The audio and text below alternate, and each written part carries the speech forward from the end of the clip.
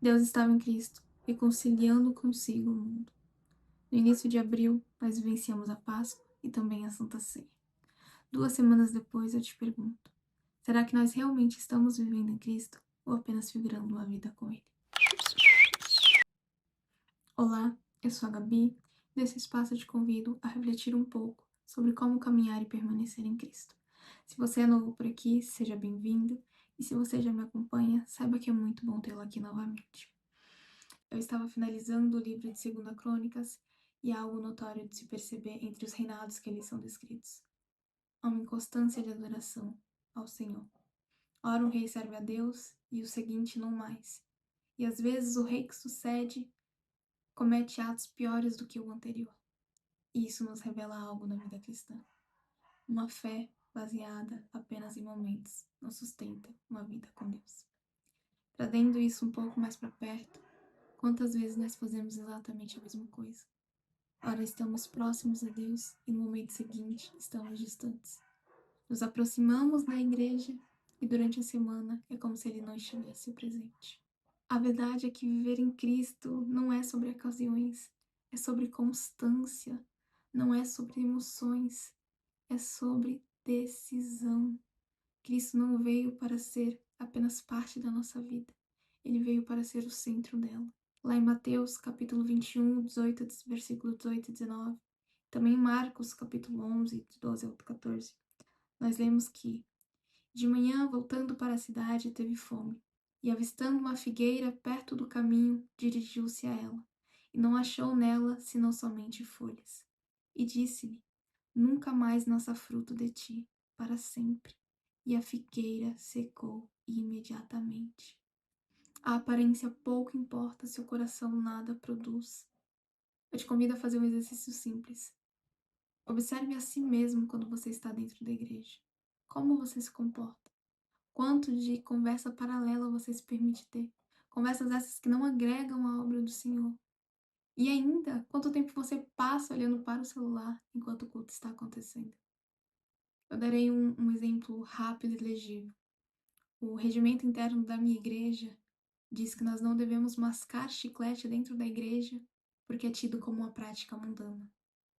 Se eu, ao ter consciência de que uma prática afeta visivelmente a casa de Deus e ainda assim escolho mantê-la, o que isso diz sobre o meu coração? Não é sobre o chiclete em si, mas sobre a disposição de obedecer, de honrar e de reconhecer que aquele lugar não é comum. E se em um espaço de adoração ao meu Senhor eu não tenho reverência a Ele, como que eu testemunho e levo verdadeiramente a Sua palavra no cotidiano? Porque viver em Cristo não se limita ao domingo, ao culto ou à Santa Ceia. É no secreto, é na rotina, são nas pequenas escolhas que ninguém vê. É quando você decide abrir mão de coisas que te afastam de Deus, mesmo que pareça insignificante.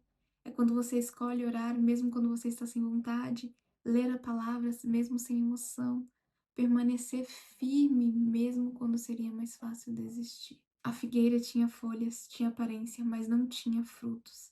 E talvez esse seja um dos maiores alertas para os dias de hoje. Nós não podemos apenas aparentar a palavra de Deus, nós precisamos vivê-la, nós precisamos ser a palavra de Deus na terra. Não basta apenas demonstrar, nós precisamos viver verdadeiramente. Deus não se impressiona com a aparência cristã, Ele olha para o fruto do Espírito que estamos produzindo. Cristo secou a figueira, não queira secar como ela. Em João 8, nós encontramos Cristo nos dizendo que, se vos permanecedes na minha palavra, verdadeiramente sereis meus discípulos, e conhecereis a verdade, e a verdade vos libertará.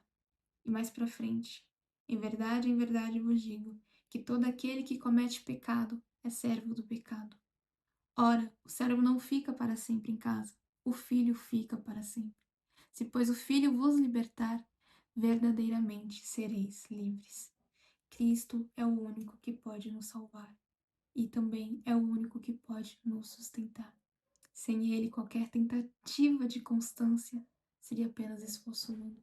E só podemos ser transformados por Ele. Então, mais uma vez eu te pergunto: Quais os frutos têm nascido na sua vida? Amor, bondade, domínio próprio ou apenas aparência?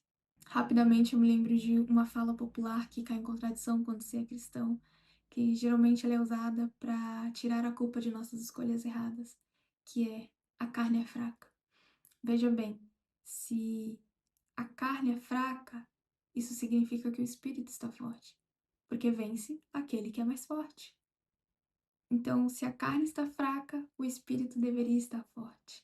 E assim eu não cederia à perversão do cotidiano, porque a carne só vence quando o espírito está fraco. Se eu deixo a carne vencer, eu estou distante da presença de Deus. E quando eu estou distante, o pecado me é sedutor. Lembremos-nos, mas Deus prova o seu amor para conosco, em que Cristo morreu por nós, sendo nós ainda pecadores. E ainda, considerai-vos mortos para o pecado, mas vivo para Deus em Cristo Jesus. A cruz remove qualquer dúvida. Deus preferiu entregar seu Filho para que nós não passássemos a eternidade longe dele. Ele preferiu entregar seu Filho a viver uma eternidade sem você. Hoje, mais do que nunca, nós precisamos decidir viver uma fé verdadeira, não baseada em momentos, como eu falei anteriormente, mas em permanência, e tampouco em emoções, mas sim em entrega. Não visite Cristo ocasionalmente, habite nele. Que a nossa vida não seja como a figueira, cheia de folhas, mas vazia de frutos, mas que possamos, dia após dia, permanecer nele e produzir o que glorifica ao Pai.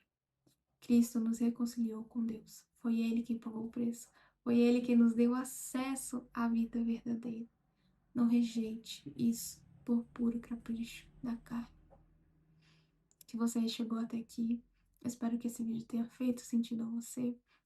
Espero que ele tenha te feito refletir de alguma forma e que você compartilhe ele, né? Deixe um comentário aqui para as pessoas, para que elas possam ver e também refletir a respeito de algum ponto que você queira trazer. E se você gostou, deixe seu like, não se esqueça de se inscrever. Que a misericórdia e a graça do Pai estejam sobre você até a volta de Cristo. Espero no próximo vídeo. Tchau! Preciso lembrar que eu preciso olhar pra cá, né? Porque senão depois eu fico olhando pra mim e vai ficar estranho pra vocês.